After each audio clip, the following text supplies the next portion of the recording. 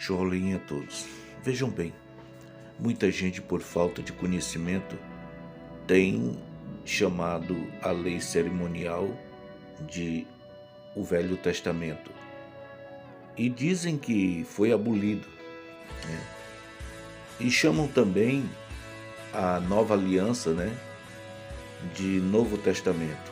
Assim eles conjugam que o Velho Testamento foi a Velha Aliança e o Novo Testamento a Nova Aliança. Eu quero dizer para vocês que isso não tem nada a ver com o que nos ensina as Escrituras Sagradas. Esses ensinamentos são exatamente profanos, malditos, porque vêm da boca de pessoas que não respeitam as raízes, não respeitam os livros da lei. E assim nós vamos explicar para você aqui de onde vem exatamente a lei cerimonial, tá? A princípio, as Escrituras regem que antes da fundação do mundo, o que se refere ao planeta Eretz, o planeta Terra, essa lei foi criada. Por quê? Porque o Pai já sabia de tudo que ia acontecer. Mas isso é uma prova de que ninguém frustra os planos dele. Estava nos seus planos fazer o homem à sua semelhança. E assim o fez. Mas é claro que para acontecer isso, houve um desastre lá no Shual Mayal, o qual eles chamam de céu. E por uma necessidade grande, o Criador deixou o planeta Eretz, o planeta Terra, como é chamado hoje, sem forma e vazio. Assim nos fala Bereshit, Gênesis capítulo 1, versículo 1 e 2. Mas ali ele mandou aquele anjo que derrubou a terça parte dos querubem, né, lá do Shual Mayal. Ele mandou ele e os anjos dele. Quando ele diz anjo é porque já é de demônio, viu? No original, querube, esses querubim que servem ao Altíssimo lá no Shual Mayal. Mas Hassatan conseguiu derrubar a terça parte deles. E assim, por uma chance receberem do Pai, o Pai mandou eles descer até as profundidades. Sheol, o qual é chamado de céu, né? Foi isso que o diabo botou na boca das pessoas, para as pessoas falarem que querem ir para o céu. Ter uma descendência assim, para tirar uma virgem pura. É que esse planeta ficou exatamente sendo morada dos anjos de demônio por 4.000 anos da criação do homem. Então houve necessidade que o Pai criasse um jardim da banda do Éden, ou seja, da banda do Oriente, chamado Éden, e ali colocou o homem que ele fez, à sua semelhança. De muito agrado, de muita alegria, ele colocou o homem, colocou os animais, colocou a árvore da vida, a árvore da morte no jardim, coordenou o homem, fez uma mulher para o homem, tá? E ali o homem passou vivendo alegre na presença do Criador, exatamente por 4.000 anos. Isso na Bíblia, João Ferreira de Almeida vem falar de dia. Eu já quero dizer para vocês antecipado que dia é uma palavra pagã, tá? É uma palavra que é, digamos assim, o nome do diabo abreviado. Dia vem de diabo, porque o nome para o elemento que está oculto de trás desse nome dia é Yalmiul, que tem o nome do Pai. Mas o diabo tomou para ele e colocou o nome dele abreviado, dia. É só você esticar mais um pouquinho. Diabo é a mesma derivação da letra D. Então o que acontece? No projeto do Altíssimo está exatamente o propósito de salvar o homem caído, né, no pecado, pela obediência a Satã. E assim ele preparou exatamente um sistema de lei para que quando o homem caísse no pecado, o homem já estava no processo de salvação. E eu quero dizer para vocês que foi dado ao anjo mau, chamado Hassatan, e a terça parte daqueles que ele derrubou, foi dado 4.000 anos para eles se arrependerem, para uma possível salvação também. Tá?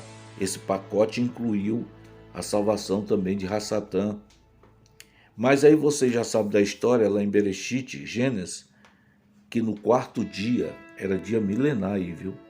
No quarto dia, nossos pais caíram no pecado.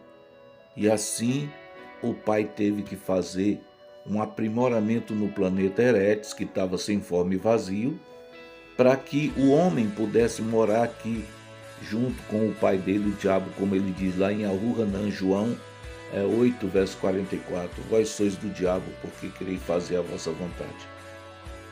E assim, caríssimos, o homem veio morar com Rassatã. E daí por diante você já sabe.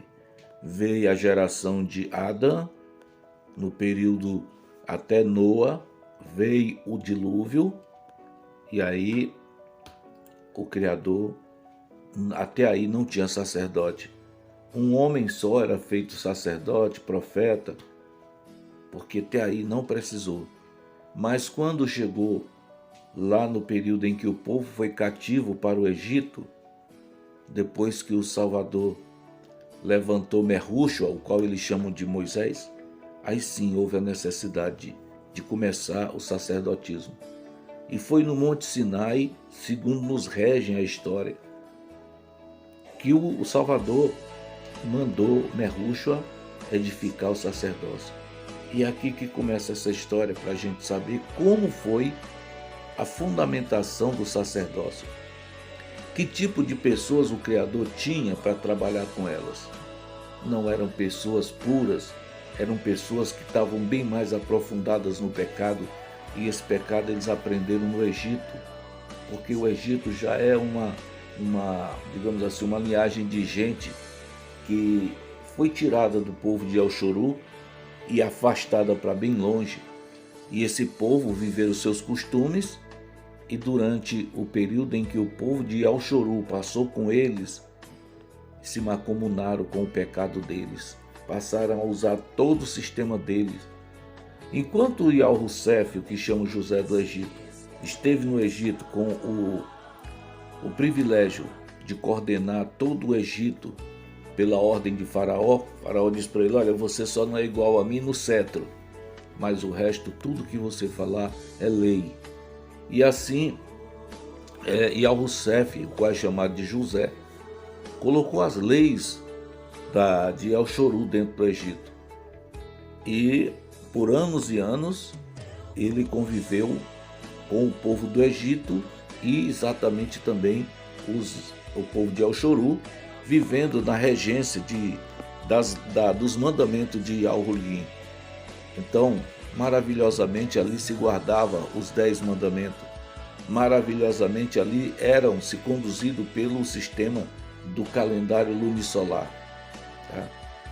Mas José faleceu, aquele faraó bondoso também, e com pressa o Egito, através dos seus condutores, os seus descendentes que assumiram a posição de liderança, voltaram aos princípios errôneos do Egito.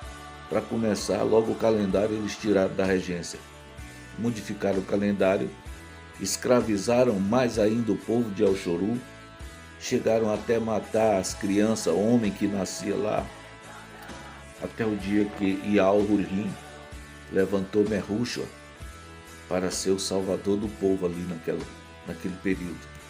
E a história todo mundo sabe.